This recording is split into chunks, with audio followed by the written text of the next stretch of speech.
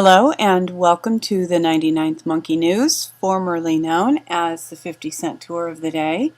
The day today is October 22nd, 2013, a Tuesday, so we're not even halfway through the week yet, but hoping that your week is going well so far and that it will continue to go well.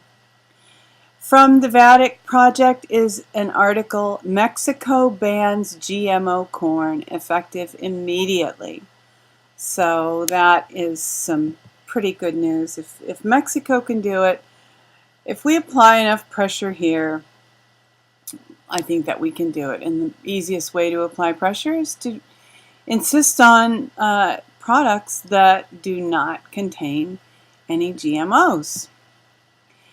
Here, the legitimate government website has an article, Amnesty says U.S. officials should face war crimes charges over drone strikes. They are asking for this. Whether this will happen or not, we can hope. Again, we can apply pressure by writing letters and spreading the word, helping people understand the issue. Another article from the Vatican Project, Russia ends the New World Order cabal. Putin bans Russian officials from owning foreign Rothschild bank accounts and stock. So that is an interesting development, something definitely to watch. And if we had alternatives to Rothschild-owned banks, I think that we would make the same kind of moves. I'm not recommending that you keep your money in your mattress. I guess that is an alternative to using a Rothschild bank, but I'm not sure if it's the best option. Ascension with Mother Earth and Current State of Affairs has an article, and this is from Sunday. Washington State lawsuit reveals which corporations laundered money to fight GMO labeling. And this has been out for a few days. You may have already seen it. But I thought it was important enough not to let go by. And this is a full list with links to varying contact information, including Facebook pages of the corporations who gave money, who laundered money to fight GMO labeling. So, yeah, there's contact information here. You know, you can boycott these products, but you can also get in touch with the company and ask them to stop supporting this evil agenda and to come clean and provide the people of America with real food again. Here's an article from the Daily Sheeple.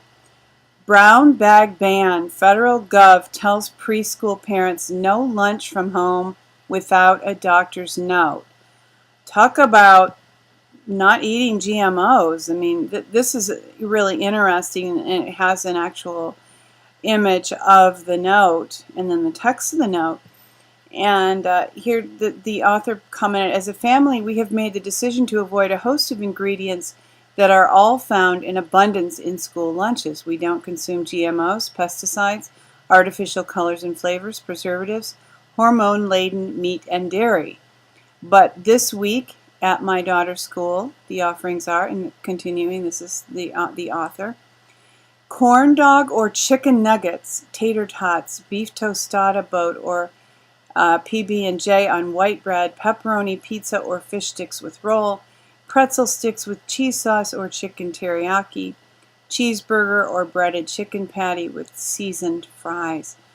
And the author says there is not one thing on that list that falls into our normal diet. Add a side of RBGH-filled milk and a corn syrup-laden fruit cup, and you have a complete nutritional disaster.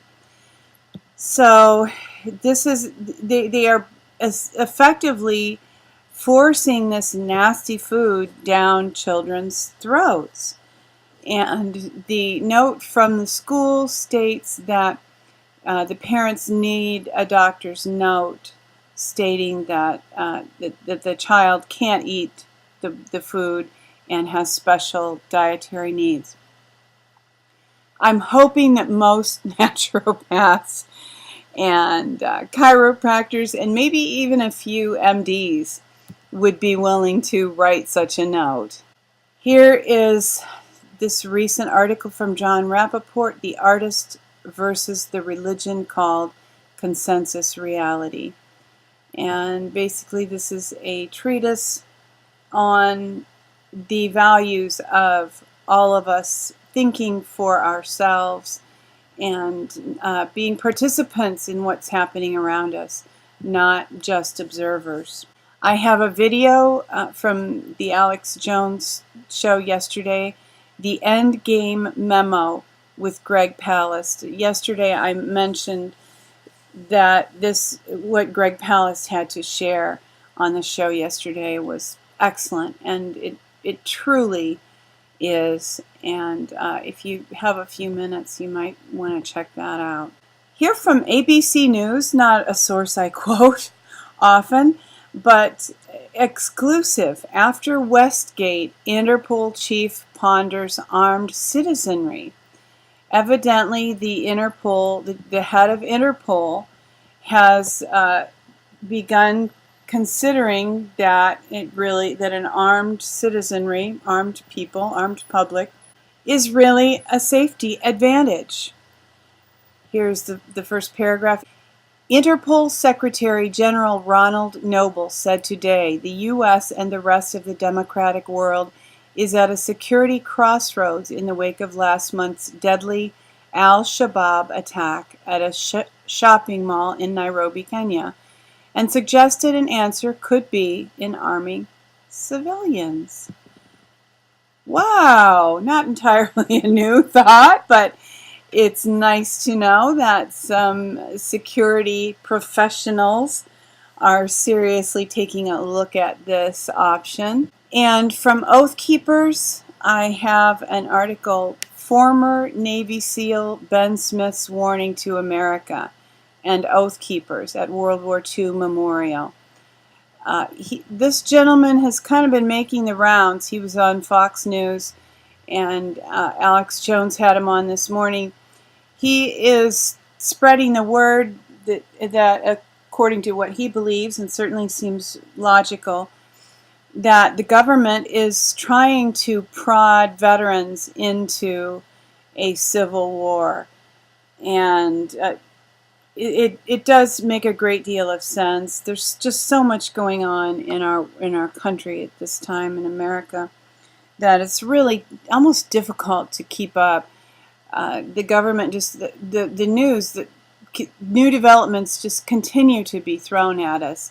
New crisis. There's a new crisis almost every week, and it never gives us a chance as Americans to process and think about what is really going on. We're just waiting for the next shoe to fall all the time. And of course, processing what's going on is crucial. One thing that Ben Smith said on Alex Jones' InfoWars show today that really struck me, really perked my ears up. He said that there is a cold civil war going on in America, and there has been for some time. And we all know what a Cold War is, right? I mean, that's what we had with Russia for all those years with the USSR. And it's just a nasty, shots aren't fired, but dirty tricks are played, and there's just a lot of distrust and ongoing problems, fear and bad communication. And when he said that, when he used that phrase pertaining to where our country is now, it just made so much sense. There is a Cold War between the people of America and the Cabal who are trying to destroy America. It's a war of information. It's a war of dirty tricks on the part of the Cabal, who financially is in control and also controls most of the media. And the best defense that we have is realizing what's going on and also having the ability to tell others what's going on so that we can turn things around. just by sheer numbers of people, hopefully without ever firing a shot. Lastly, for our good news of the day from naturalnews.com, Nigella sativa proven to treat Candida albicans effectively. And this is yeast infection. We typically think of women having vaginal yeast infections, but a yeast infection can be systemic. It can be, it's basically just a fungal infection. And it can affect many areas of the body, including the blood, skin, mouth, throat, and genitals. Candida must be treated with multiple approaches, including reinforcing the immune system, diet, and removal of stress. This is one reason why the Middle Eastern herb Nigella sativa, a known immune booster, is so successful in treating Candida albicans effectively. So there's your good news. If you're not feeling well, and just so I've had friends who've had systemic yeast infections, and it creates just kind of a general malaise. So if you just search around a little bit between Natural News and some of the other online natural health websites, it's possible to find natural solutions to just about every health problem. Thank you for joining us for today's 99th Monkey News. We hope that you're having a great day, and would like to remind you that weeping may endure for a night, but joy comes in the morning.